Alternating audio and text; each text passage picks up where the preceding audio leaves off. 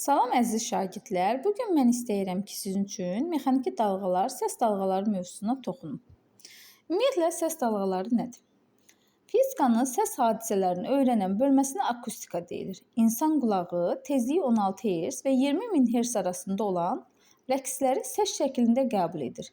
Tezliyi 20 min Hz-dən böyük olan dalğalar ultrasəslər, tezliyi 16 Hz-dən kiçik olan dalğalar isə infrasəslər adlanır.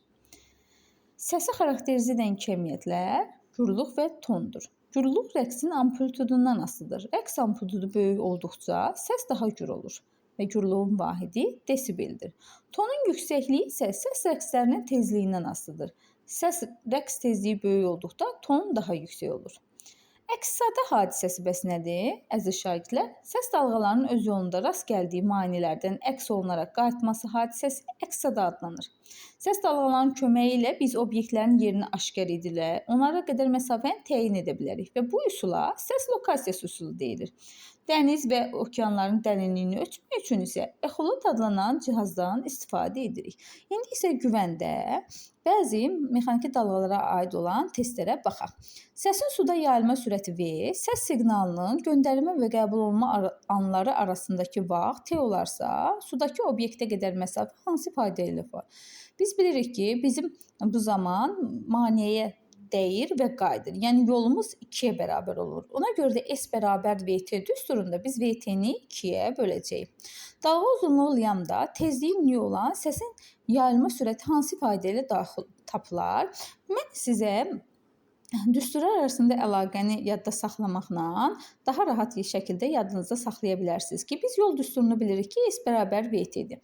Lambda bir məsafə olduğu üçün, vahidi də metr olduğu üçün lambda bərabər V, amma lambda dalğa uzunluğu nədir? Dalğa uzunluğu bir period ərzində dalğanın yayıldığı məsafədir. Ona görə T-nin yerinə böyük T yazıb belə yadımızda saxlaya bilərik. Digər tərəfdən biz bilirik ki, period tezliklə tərs mütənasibdir. Gətirib yerinə yazsaq, biz düsturumuzu alarıq. Buradan isə V, lambda vurulsun, nu olar. Daha sonra hansı cihazdan istifadə edərək dəniz və okeanların dərinliyini, balıqların çox toplandığı yerləri aşkar etmək olar? Bəli, əvvəldə də dedim ki, bu exolotdur. Digər cihazları da izah vermək istəyirəm. Aerometr sıxlığı ölçən cihazdır, menzurka həcmi, dinamometr, qüvvəni, seysmoqrafdan isə zəlzələ zamanı təyin etmək üçün istifadə olunur.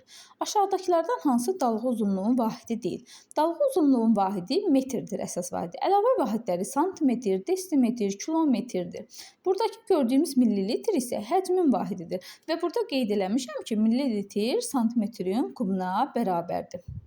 Uzunluq dalğalarda iki qonşu sıxlaşma və ya iki qonşu seyrəkləşmə arasındakı məsafə necə adlanır?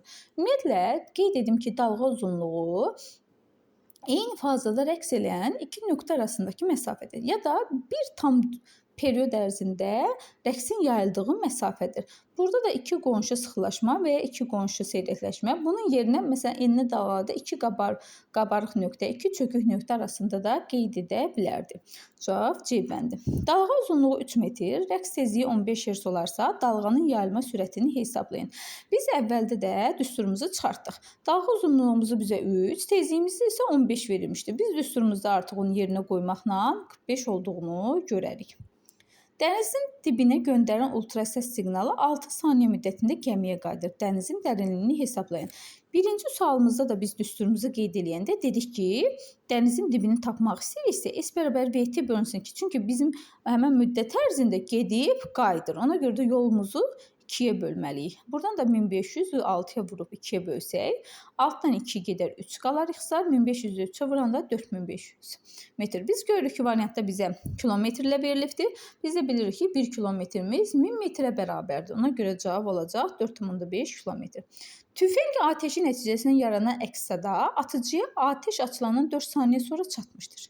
Səsin əks-sada olunduğu maneə atıcıdan hansı məsafədə yerləşir? Bəli, əvvəlki düsturumuz kimidir? Gətirib yerində 340 vurulsun 4 bölünsün 2. 4 ilə 2-ni ixtisara aparsaq 2, 340-ı da 2-yə vursaq 686 metr olacaqdır. Hansı ifadələr doğrudur? İnfrasəs. İnfrasəsi biz eşidə bilmirik. Dedik axı, insan qulağı 16 Hz ilə 20 min Hz arasında eşidə bilir səsləri. İnfrasəslər də 16 Hz-dən kiçik olanlardır. Ona görə eşidilə bilməyəndir 2. Aha, 20 kilometrdən Hz-dən böyük olan səslər ultra səslərdir. Tezliyi 16 Hz-dən kiçik olan səslər isə bəli, infrasəsdir. Deməli cavab olacaq 2, 4. Açar sözlərdən uyğun ardıcılıqla istifadə edib mətni tamamlayın. Rəqs böl. Onun tarazlıq vəziyyətinə ixtiyarı uzaqlaşdığı məsafədir. Biz bilirik ki, bu nədir? Rəqsin amplitudu, rəqsin amplitudu onun tarazlıq vəziyyətindən maksimum uzaqlaşdığı məsafədir. Deməli, rəqsin amplitudu gələcək olacaq burada 2. Aha, bir rəqs periodu müddətinə yayıldığı məsafədir. Bir rəqs periodu müddətinə yayıldığı məsafə dalğa uzunluğudur. Dalğa uzunluğunu yazaq buradan. Bir tam rəqsə sərf olunan zamandır. Bu rəqsin periodudur. Buraya yazaq 1. Buraya yazaq. 1 saniyədə baş verən rəqslərin sayıdır. 1 saniyədə bu isə rəqsin tezliyidir. Buraya yazaq 4. Aha, burada nə qaldı? Rəqqasın yer dəyişməsi. Aha, onun tarazlıq vəziyyətinə ixtiyarı yerdə uzaqlaşdığı məsafədə bu da oldu 3. Deməli, rəqqasın yer dəyişməsi onun tarazlıq vəziyyətinə ixtiyarı uzaqlaşdığı məsafədir. Rəqsin amplitudu onun tarazlıq vəziyyətinə ən çox maksimum uzaqlaşdığı məsafədir. Dalğa uzunluğu bir rəqs periodu müddətində dalğanın yayıldığı məsafədir. Bir tam rəqsə sərf olunan zaman isə rəqsin tezliyidir. Aha. 1 saniyədə baş verən rəqslərin sayı isə